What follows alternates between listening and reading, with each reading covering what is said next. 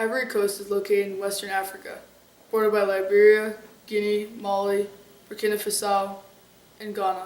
Within the country, its origins are from France. The country has developed in a lot since World War II in their economy, poverty, and world activities like soccer and other sports. The poverty in Ivory Coast has gotten better, but still at a high percentage. There has been some accomplishments, but many struggles. Colonialism in Ivory Coast began in 1914 when the French took full control of Ivory Coast. 20,000 Ivorian troops were sent into battle to represent France in World War I. Côte d'Ivoire was officially established as an overseas territory under the 1946 French Constitution. By 1956, the territory produced 45% of all French West African exports, proving to be one of the French best territories.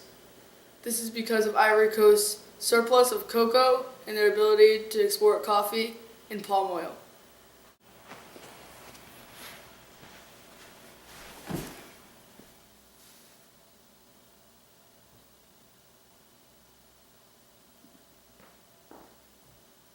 Well,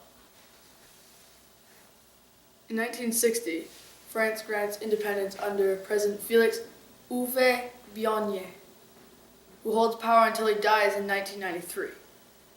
Houphouët-Boigny, Ivory Coast's presidential leader for 33 years, from 1960 to 1993, and had a major impact on the economy and government within the country.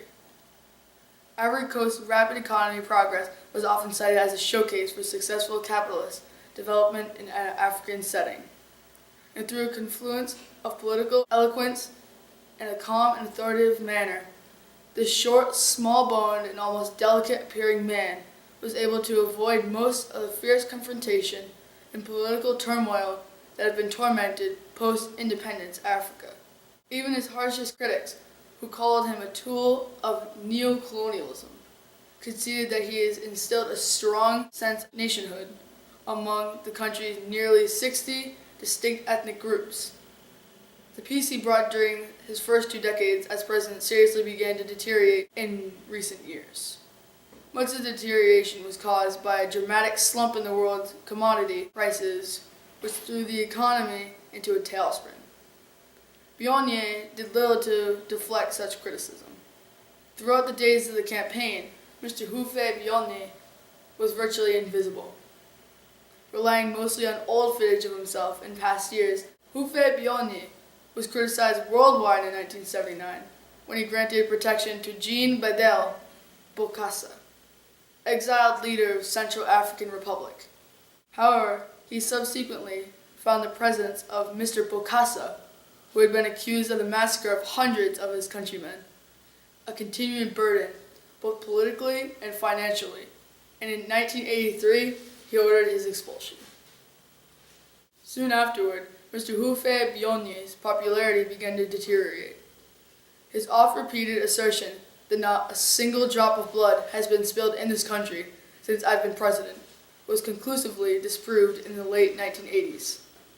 Civil unrest increased after the sharp turn in the country's economic fortunes, and unemployment has become acute, especially in urban areas like Abidjan, and violent crime has become increasingly common. Mr. Houphouët-Boigny was also criticized for his decision to build a $200 million Roman Catholic basilica, Our Lady of Peace, Yamoussoukro, the world's largest Christian church. The president insisted that the basilica was built on his own land and financed with his own money. Until he was well into the late 80s, Mr. Houphouët-Boigny continued to make day-to-day decisions, and visitors who met him and said he was as lucid and relatively robust. But as his health began to fail, there were increasing complaints that he lacked the energy to carry the nation into a new growth era. So bye-bye, Mr. Houphouët-Boigny. It was nice knowing you. It's now 1993, and Henry Konan Bedie becomes president following the death of Houphouët-Boigny. But in 1999, Robert Guy, head of Ivorian military at the time, overthrows Bedie by creating a coup.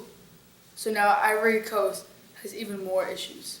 Guy announces himself president after announcing he has won the presidential election. But unfortunate for him, he's forced to flee in the wake of an uprising against his perceived rigging of the poll. Laurent Gbagbo, believed to be the real winner of the presidential election, is proclaimed president instead of Robert Gaye. In October of 2000, fighting erupts between Gbagbo's southern Christian supporters and followers of Al-Tura, who are mostly Muslims from the north. In January, the coup fails. But in March 2001, President Gbagbo and Al-Tura meet for the first time since the violence erupted. A call was made to have a fresh presidential election and legislative election after Alassane Ouattara's party began and gained major at local polls. Of June 2001, Amnesty International Crisis, government's human rights record all alleged extrajudicial killings of 57 Northerners during presidential campaign in 2000. June 2001, Amnesty International Crisis, government's human rights record over alleged extrajudicial killings of 57 Northerners during presidential election campaign in October of 2000. 8 gendarmes accused of the killings are cleared in August. October 2001. President Gbagbo sets up National Reconciliation Forum. General Guy refused to attend in protest against the arrest of his close aide, Captain Fabien Coulibaly. November of 2001, opposition leader Alassane Ouattara returns, ending year-long exile in France and Gabon. August 2002, Ouattara's RDR opposition party given 4 ministerial posts in the new government. So after years and years and years of this violence, in 2006, in January, violent street demonstrations by supporters of President Gbagbo over what they see as UN interference in internal affairs. In 2006, February, main political rivals meet on Ivorian soil for the first time since 2002. They agree to meet again and iron out the differences. But after months, in 2006 of September, political rebel leaders say that they failed to make any breakthrough on the main issue, standing in the way of the elections, principally voter registration and disarmament. In 2006 November, the UN Security Council resolution extends the transitional government's mandate for another year. And all that stuff on government and politics is done. Let's talk about their achievements over the years, more recent times. And Ivory Coast is the best African national team for soccer, recently winning the Africa Cup. Winning the Africa Cup is the biggest tournament an African team can win, besides the World Cup.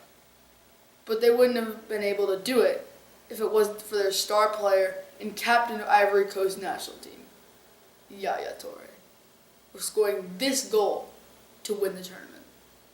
That is a fantastic goal. And what a way to do it in their most competitive African tournament.